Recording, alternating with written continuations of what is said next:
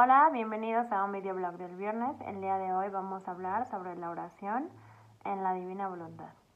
Para mí es muy importante hacer este videoblog sin que se corte de manera instantánea, porque no quiero agregar aquí lecturas de Luisa todavía, sino que simplemente darles referencia de lo que es la oración en la divina voluntad y cómo yo la he ido viviendo en mi vida, pero no solamente como una experiencia personal que todos deben de seguir, lo cual sería un error, sino como la experiencia que debe ser siempre en la vida divina. Y no exactamente estoy hablando de mi experiencia, sino de lo que dicen los mismos escritos de Luisa y sacerdotes como el padre Pablo Martín Sanguiao. Antes que nada, me gustaría decir que la vida religiosa que uno tiene cuando tiene la fe de nuestro Señor Jesucristo no está peleada de hacer oración y no está peleada obviamente de la vida en la divina voluntad. Al contrario, están muy llevadas de la mano porque nuestra vida se vuelve una oración continua para nosotros, para las almas y para la eternidad en sí. Hay que decir que cuando uno quiere vivir en la divina voluntad, es importante que no olvide el proceso que ha tenido a través de los años en el crecimiento de la fe. Eso no significa que uno piense en sí mismo, sino que piense en lo que nuestro Señor le ha enseñado a través de este tiempo y que son recursos o materia prima que incluso nuestro Señor usa para nuestra vida en la divina voluntad. La oración, ante todo, es como una base del cristiano. Obviamente, muchas personas actualmente ya no rezan, pero eso no significa que deba ser la regla, sino por el contrario, la regla es que la oración debe ser continua en la vida de cristiano y mucho más en la vida de un alma que vive en la divina voluntad. En ese sentido, me gustaría decir que la oración sí cambia cuando uno vive en la divina voluntad, pero solo en el modo. ¿Por qué? Porque el modo deja de ser humano y se convierte en divino. La oración en la divina voluntad es ante todo una nueva forma de orar, pero sobre todo es una comunicación directa y pues es como si tuviéramos un wifi siempre conectado a la línea de nuestro Señor. Y no lo quiero decir de forma superficial, sino al contrario, de manera profunda. Quise decir que si recordamos un poco lo que vemos en el paraíso y cómo nuestro Señor Jesucristo obviamente hace referencia también en los escritos de Luisa a cómo era la vida con Adán y Eva en el paraíso. Pero sobre todo lo vemos en el Génesis cuando Dios le habla a Adán y le pregunta que dónde está, que por qué se esconde, etcétera, etcétera, etcétera. Eso nos habla de la comunicación directa que tenía Dios con su criatura, es decir, Dios con la imagen y semejanza de Él. Cuando nosotros vamos buscando adquirir esta vida divina, sobre todo nos volvemos oración continua y es porque volvemos a esa conexión directa y continua con nuestro Señor Jesucristo. Pero además también porque estamos llegando al culmen de la revelación y estamos llegando a esa imagen y semejanza que Dios puso en un principio en la creación. Estamos volviendo a nuestro puesto, a nuestro orden y a nuestra finalidad. Y pues antes que nada, obviamente la oración es una forma de comunicación con Dios. Es diferente a rezar. Rezar solamente es repetir ciertas oraciones que ya están escritas, dado la reflexión de un alma en el pasado y que se han quedado como englobadas dentro de nuestra fe o englobadas dentro de un movimiento o persona que tuvo relaciones místicas y personales con nuestro Señor. Y con esto de relaciones místicas me refiero a que tuvo conversaciones místicas, obviamente. Y también obviamente puede ser simplemente por la contemplación o por la reflexión. No es necesario que haya un alma mística para que se dé una oración.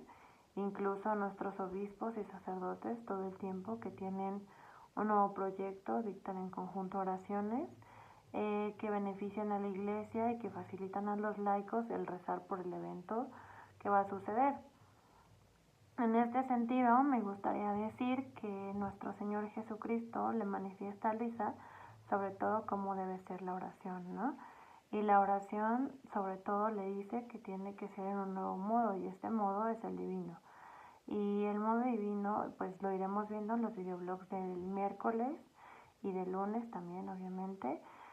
Pero me gustaría decir que ante todo es un fundirse en Jesús. Ese fundirse en Jesús es obviamente tomar sus intenciones, tomar cada una de las cuestiones que nuestro Señor Jesucristo hizo dentro de su vida pública, dentro de su vida privada, que están en acto y están en el eterno presente, pues es todo un Dios el que obraba, aunque también era un hombre, obviamente, y llevarlas a nuestro corazón, a nuestro interior, y junto con ellas orar.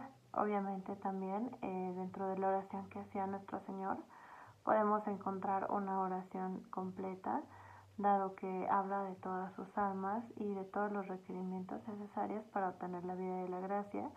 Y en este punto muy importante, y sobre todo con Luisa, que es llegar al culmen de la revelación, sus oraciones siempre van a hablar de llevar a las almas a esta vida en la divina voluntad, que no es una vida nueva, pero digamos que es un conocimiento nuevo que no se tenía, es ver la otra cara de la moneda, es de alguna u otra manera, pues volverse a enfrentar el hombre con todo este conocimiento que poseía Adán y que lo perdió a través de los años y a través del pecado. Antes que nada, me gustaría recomendarles un libro, sobre todo para la oración. Bueno, no se ve igualmente porque está al revés, pero se llama Señor, enséñanos a orar, Escuela de Oración en la Divina Voluntad, es del Padre Pablo Martín, y es un libro muy bonito. La verdad es que la pedagogía que tiene el Padre Pablo para enseñarnos de divina voluntad creo que es muy precisa, por algo es un sacerdote, ¿no? Obviamente tiene toda la escuela de la Iglesia Católica, Apostólica y Romana, y a mí me gusta sobre todo recordarles que hay oraciones especiales de Luisa, pero también hay oraciones que nuestro Señor le va dictando a Luisa. En este sentido, no es solamente aprenderse las oraciones, sino entender en qué momento debemos de hacer cada oración y por qué se deben de hacer, y también hacerlas vida nuestra, o sea, seguir rumiando las oraciones. Yo cada vez que las leo descubro algo nuevo, entiendo algo nuevo por parte de nuestro Señor, obviamente en el entendimiento y con la materia prima que yo tengo, y que es muy bonito ver que otras almas entienden otras cosas, ¿no? Con la materia prima y con las enseñanzas que han tenido, pero que al final nos llevan a un solo punto, que es el modo divino de orar. Y pues me gustaría sobre todo señalar algunas oraciones que a mí me gustan mucho, que quizás son breves, pero son importantes, sobre todo durante la Santa Misa. ¿Por qué? Porque al final de cuentas nuestra función como hijos de Dios es darle gloria a Él y salvar a las almas, pero también amarlo a Él y amar a las almas. Por ejemplo, hay una preparación espiritual para la comunión, y justo es antes de la comunión y es junto con la Reina del Cielo, pero que termina también en una acción de gracias para con la Reina del Cielo y pues obviamente un ofrecimiento de nuestra voluntad a la voluntad divina, y la cual me gusta mucho porque es un llamamiento a las almas en la parte final, sobre todo cuando nuestro Señor pues a través de Luisa y a través de su Madre Santísima le ha dictado esta parte. Y la parte que les digo dice así: recomiendo además a tu corazón y al de nuestra dulcísima Madre el reino de tu voluntad en la tierra. Recordemos que ya se ha hablado dentro de la Iglesia mucho del reinado de los Sagrados Corazones, y aquí tenemos la confirmación por parte del Sagrado Corazón de Jesús y por el Inmaculado Corazón de María. El reino de tu voluntad en la tierra, es decir, que habrá un cielo en la tierra, o sea, no solo será todo espiritual, sino que lo espiritual dominará sobre lo material y volverán a ser, pues obviamente, ese paraíso terrenal que tenía Adán y Eva. Dispón tú a las criaturas a recibir este reino. Exacto, hay que tener disposiciones. Eso es lo más importante de la vida divina, ya lo iremos viendo más adelante. Mediante tu poderosa ayuda, vence todo con tu amor. Claro, el amor es el reinado del amor, es el reinado de los Sagrados Corazones, y va venciendo todo con su amor, porque además de que nosotros, al vivir en la divina voluntad, nos volvemos amantes divinos de nuestro Señor Jesucristo, nos volvemos amantes perfectos de las almas. Y eso nos lleva a vivir en el amor y por ende ser amor en Cristo. Y es que la voluntad del cielo sea una con la tierra. Eso es lo más importante, lo que rezamos en el Padre Nuestro. Que no se haga obviamente mi voluntad, ni solamente se haga la voluntad de mi compadre, ¿no? Sino que se haga la voluntad del cielo en la tierra. Y esa es la voluntad divina. En fin, oh Jesús, te pido me concedas tu celestial bendición como prenda segura de tu permanencia en mí. Tú permanecerás siempre conmigo y yo no me apartaré jamás, jamás de ti. Aquí tenemos una confirmación de la consecuencia tal de rezar en modo divino. Volvemos a esta conexión directa y plena con nuestro Señor, a esta oración continua donde Jesús jamás se aparta de nosotros y nosotros jamás nos apartamos de Jesús. Y bueno, así podríamos seguir analizando muchas más oraciones. Esta es la parte que más me gusta porque refleja el amor hacia Jesús y hacia las almas, que menciona el tiempo en el que estamos ahorita, en el presente, viviendo, que es buscar ese reinado de los dos corazones. Obviamente el reino ya está entre nosotros, que pues son todos los escritos de Luisa y los conocimientos que van adquiriendo y van haciendo las almas aplicables a su vida.